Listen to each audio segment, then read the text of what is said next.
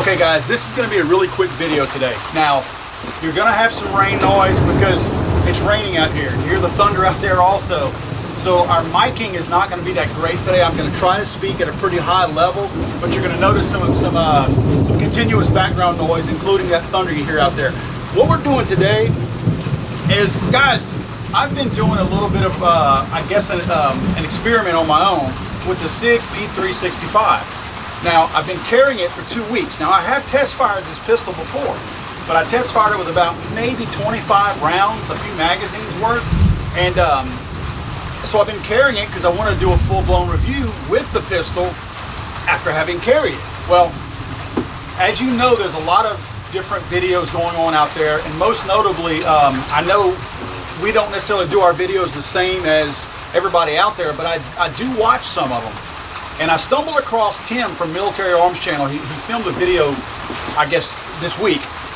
And he showed the firing pin being broken on his P365. Now, what he talks about, and a lot of people have also talked about, is firing pin drag marks on the primers themselves, the spent casings. Now, that's not totally uncommon, but it doesn't make it a good thing. It doesn't make it okay. And it seems like it's very prevalent in the P365. Personally, whenever I shot those 20 or so rounds initially, I didn't even look at my casings. Actually, I looked at the outside of the casings because I was curious about the extraction, if it did anything to the lip of the casing or anything like that. But I didn't even look at the primer. So I don't know if I had primer strikes on my first one, my first couple. But anyway, I'm going to take Tim's advice at this point. I don't want to continue to carry the P365 if I'm going to run the risk of a firing pin breaking.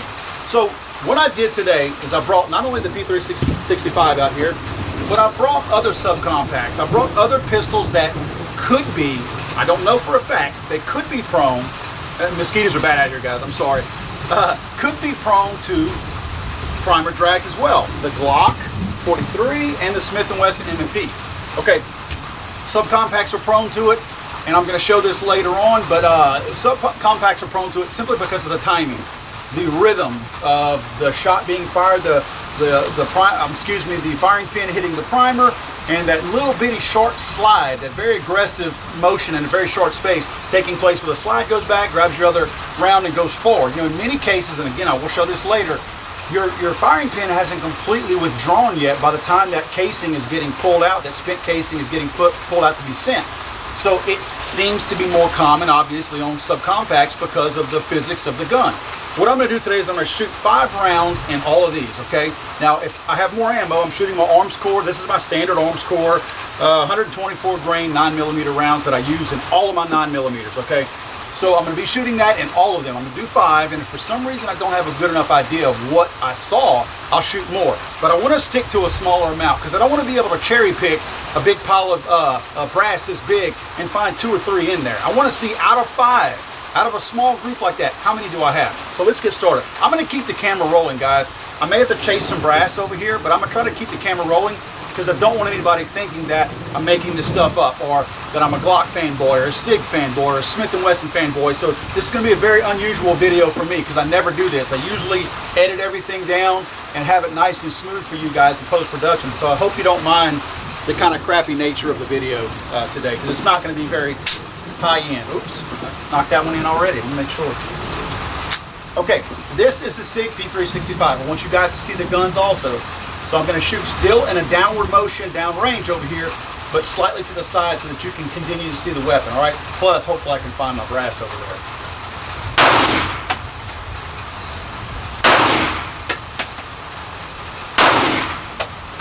All right. All right. I think I lost one. Hold 1 second.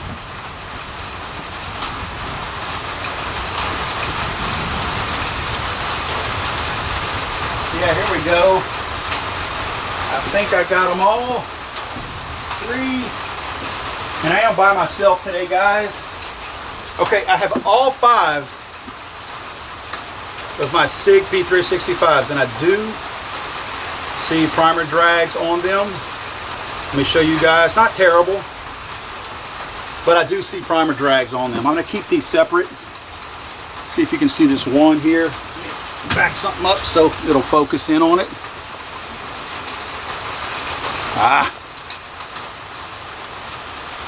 See if you can see that primer strike, or that primer drag on there, okay? That's from the Sig P365. Slight primer drag on there, all right? I found all of those. All right, now we're gonna go with the Glock. This is the Glock 43. Same ammo, the Arms Core 124 grain. Again, I'm gonna see if I cannot locate all these. You can see mosquitoes are really bad out here, guys.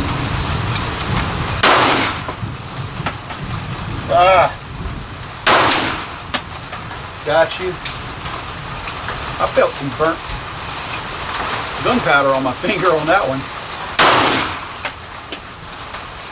That was not 5. That was because I limp wristed that. Wow. Apparently so. Oh, I know what it was. I was holding the slide, okay.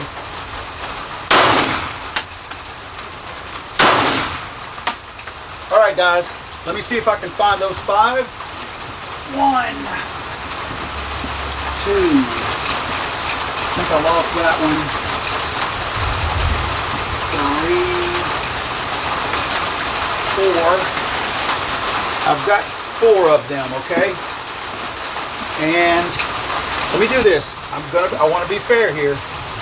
I'm gonna shoot one more. And by the way, guys, that malfunction, that was my fault.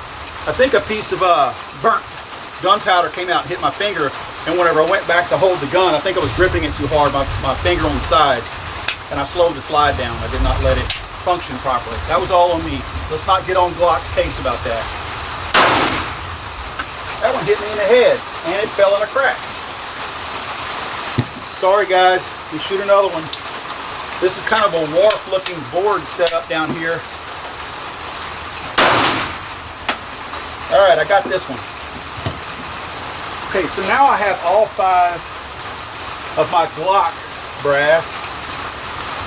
Primer drags on all of these. Let's see here.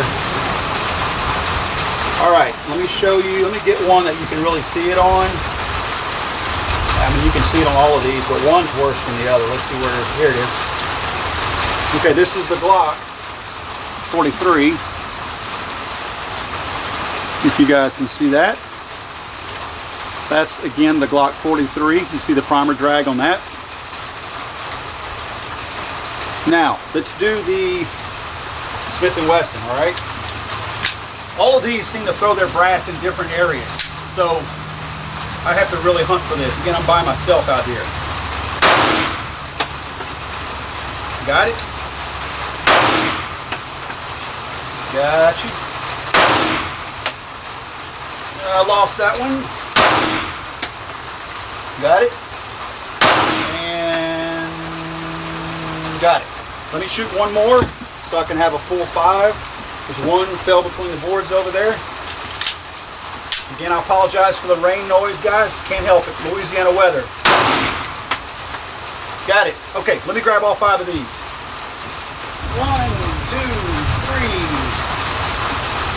4, and 5. All right, I got all 5. Let's see here what we've got here. Primer strikes, drags on these also. Yeah, this definitely appears to be an extremely common thing with a subcompact. I'll show you what I have here. See the primer drags on that one? All right, what I'm going to do is I'm going to try to grab one of each of these, or just a bundle of them. I want to show you guys the primer drags on all of these. Now, with that being said, this is not a video taking up for SIG and any of the problems they're having for the P365. Let me make that very, very clear. That's not what this video is about. The video is about subcompacts having primer drags, and do we have an issue or potential issue with subcompacts being more prone to this going forward? Is it something that gun manufacturers need to be more careful of?